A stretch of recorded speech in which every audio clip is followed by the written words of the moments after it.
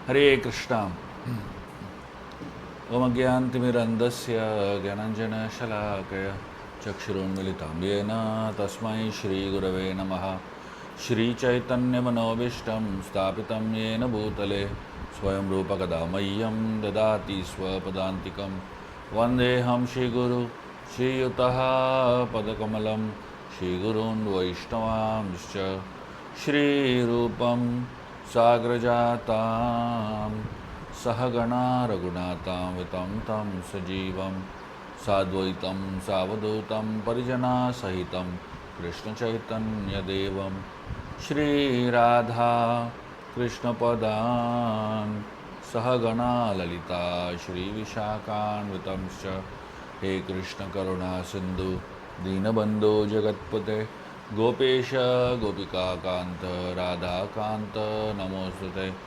तप्त कांचन गौरांगी राधे वृंदावनेश्वरी वृषभानुसुते देवी प्रणमामि हरिप्रिये। वंशकल्पतरुभ्यश्च कृपासिन्धुभ्येव च पतितानां पावनेभ्यो वैष्णवेभ्यो नमो नमः। जय श्री कृष्ण चैतन्य प्रभु नित्यानंद श्री अद्वैत गदाधर श्रीवास आदि गौर भक्तवृंद।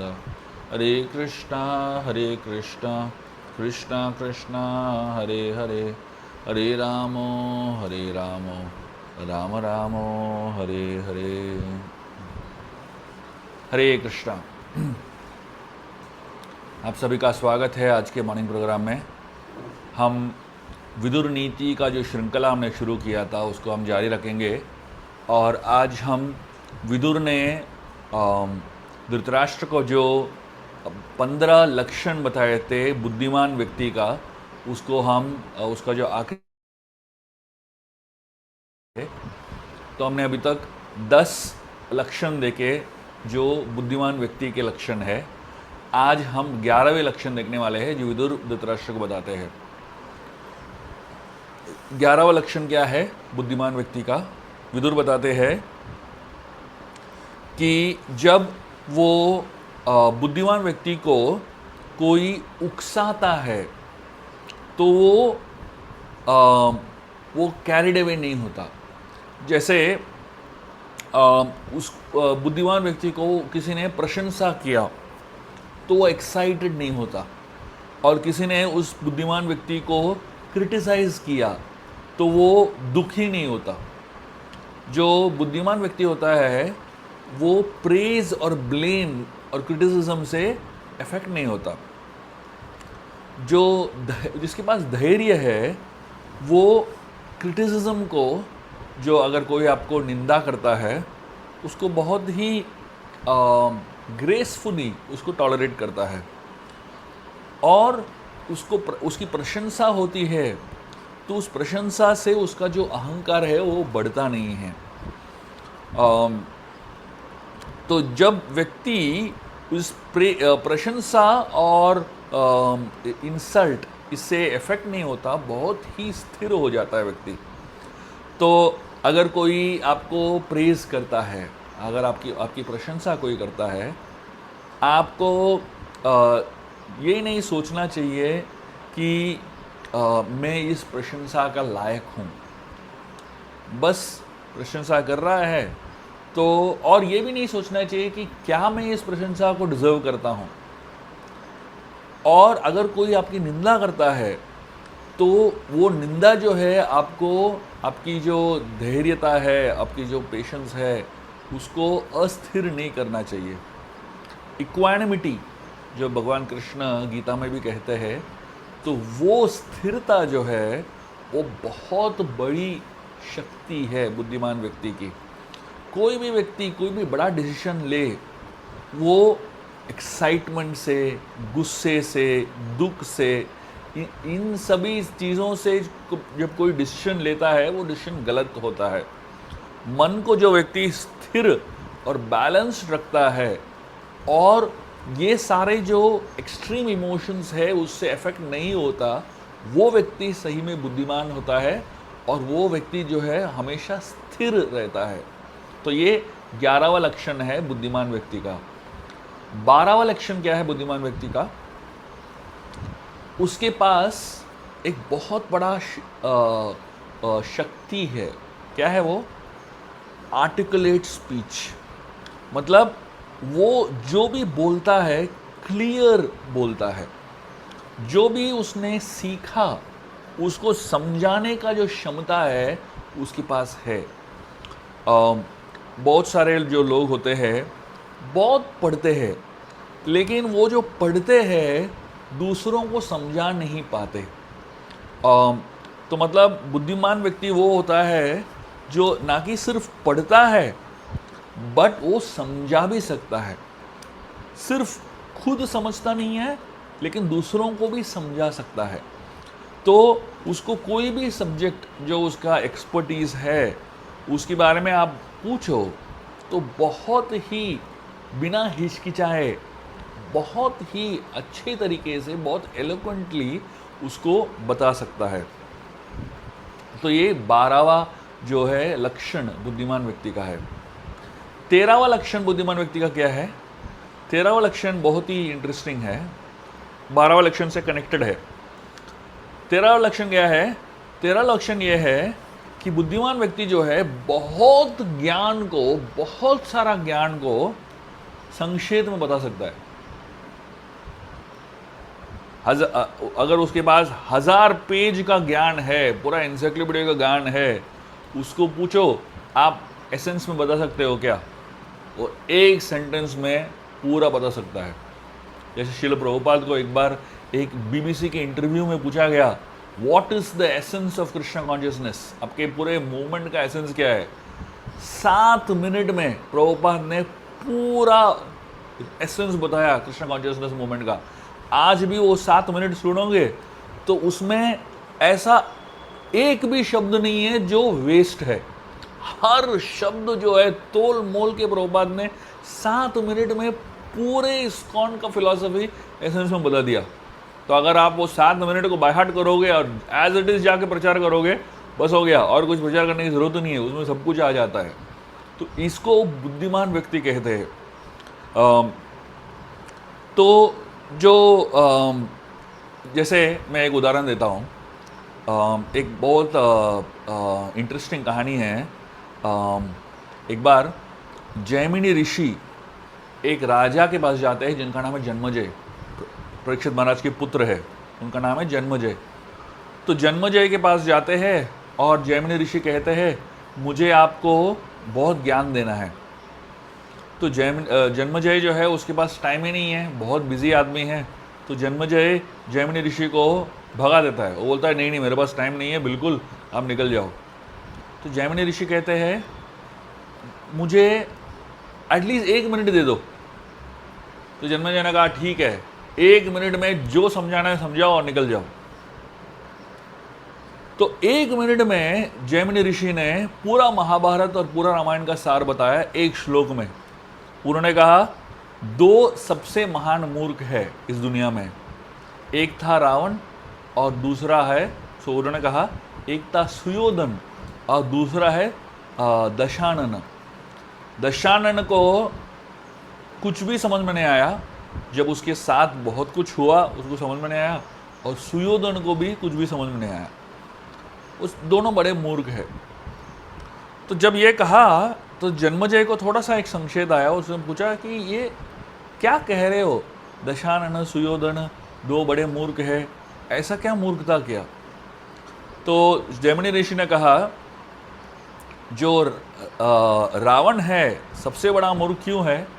क्योंकि रावण को कार्तिवीर्य अर्जुन ने हराया और कार्तिवीर्य अर्जुन को परशुराम ने हराया और परशुराम को राम ने हराया, और ये जानते हुए भी रावण जो है राम की पत्नी को अपहरण करता है, इसलिए वो सबसे बड़ा मूर्ख है।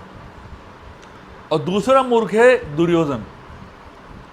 कृष्ण ने उसके सामने पूरा विश्वरूप दिखाया कौरव सभा में, और पूरा विश्वरूप दिखाने के बाद ये भी कह दिया कि सारे पांडव जो है उस कौरवों को छोड़ देंगे अगर सिर्फ वो 5 गांव दे देंगे तो।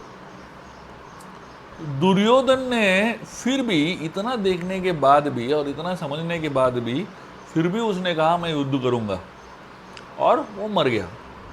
तो इसकी वजह से ये दूसरा मूर्ख बन जाता है। तो पूरा महाभारत और पूरा रामायण का सार जो है इतने ही संक्षेप में उन्होंने बता दिया।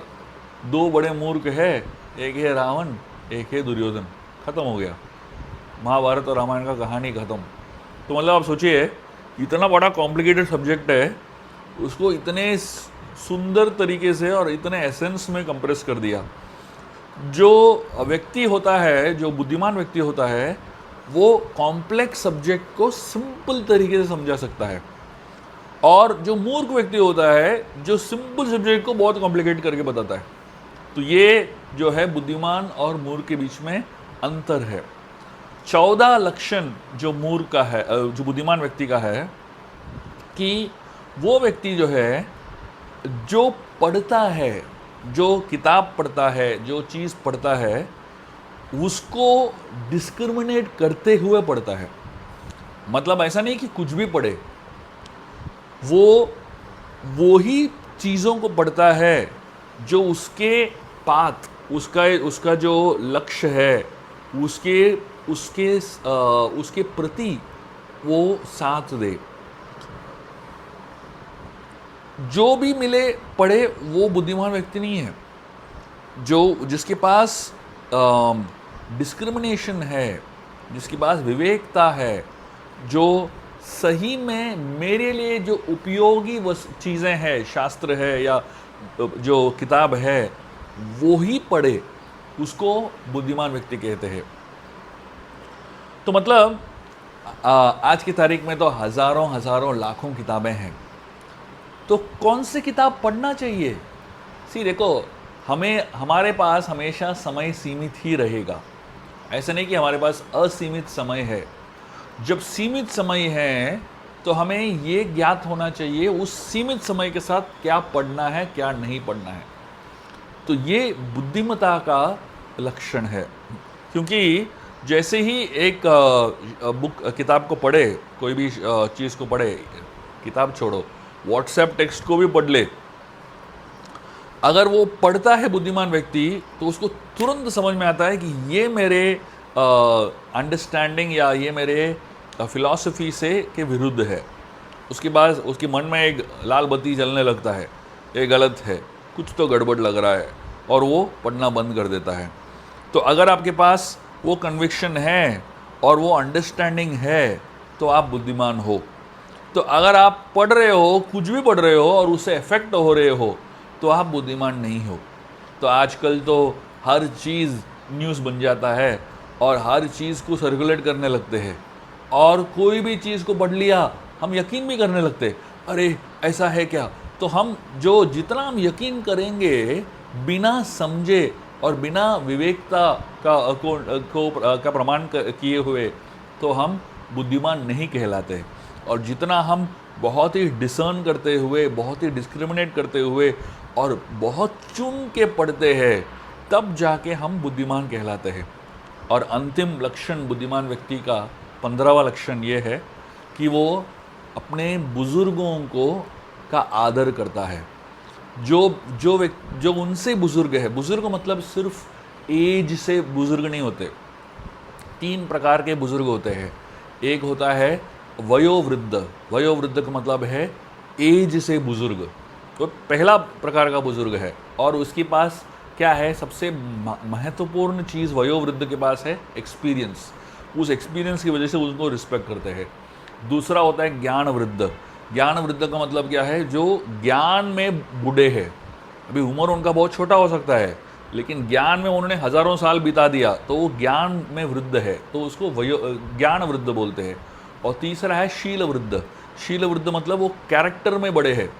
तो ऐसा छोटे हो सकते हैं, लेकिन उनके शीलता, उनके कैरेक्टर जो है उनको बहुत ही बुजुर्ग बनाता है। तो ये तीनों प्रकार के बुजुर्ग के बारे में बताते हैं कि बुद्धिमान व्यक्ति होता है अपने बुजुर्गों को बहुत आदर करता है। वो कभी भी एरोगेंटली उनसे बात नहीं करता, और कभी भी खुद को बड़ा बताने की कोशिश नहीं करता। ये नहीं सोचता है अरे मुझे मेरे पास इतना ज्ञान है, मैं दूसरों को आदर क्यों करूं, ऐसा नहीं सोचता है। तो हमेशा वो दूसरों को आदर करने की सोचता है। जो जैसे ही आपके अंदर अहंकार आ जाए, आपके अंदर बुद्धिमत्ता चला जाता है। और चाहे आप कितने भी ज्ञान हो आपके पास, जितना भी आपने किताब पढ़ा है, उसका कोई मतलब नहीं है अगर आपके अंदर अहंकार है और अगर आप दूसरों को रिस्पेक्ट नहीं कर पा रहे हो। आप चाहे जितना भी ज्ञान अर्जित करें, उस ज्ञान को आप पकड़ के रख नहीं पाएंगे अगर आपने दूसरों के प्रति, खासकर बुजुर्गों के प्रति आपने डिसरिस्पेक्ट दिखाया तो। और बुद्धिमान व्यक्ति जो होता है, बुजुर्गों के प्रति आदर दिखाता है और अहंकार से मुक्त रहता है। और ये सारे 15 लक्षण जिसके पास है, वो व्यक्ति बुद्धिमान होता है। तो विदुर ये 15 लक्षण धृतराष्ट्र को कहते हैं और कहते हैं, हे राजा, आप खुद देख लीजिए किसके पास ये 15 लक्षण है, वो व्यक्ति बुद्धिमान है, उस व्यक्ति को आप अपने पास रखिए। और धृतराष्ट्र कहता है, ये सब ठीक है, 15 लक्षण आपने बता दिए बुद्धिमान व्यक्ति के, क्या आप 15 लक्षण मूर्ख के भी बराबर से बता सकते हो ठीक से? वो भी जानना है मुझे अच्छे से। ऑलरेडी विदुर ने बता दिया कि 15 लक्षण बुद्धिमान व्यक्ति के क्या होते हैं, और वो नहीं है तो मूर्ख है। तो लेकिन धृतराष्ट्र को स्पेसिफिकली जानना है कि 15 लक्षण मूर्ख के क्या होते हैं। तो इसके आगे जो है विदुर धृतराष्ट्र को 15 लक्षण मूर्ख के बताते हैं। तो हम अगली बार से जब हम मिलेंगे, ये 15 लक्षण जो मूर्ख के हैं वो हम डिटेल में डिस्कस करेंगे, और ये 15 लक्षण मूर्ख के क्या होते हैं वो समझने की कोशिश करेंगे, ताकि हम मूर्खों से बचें और बुद्धिमान व्यक्ति का संग करें। बहुत बहुत धन्यवाद। हरे कृष्णा। बहुत धन्यवाद आपकी, बहुत सुंदर तरीके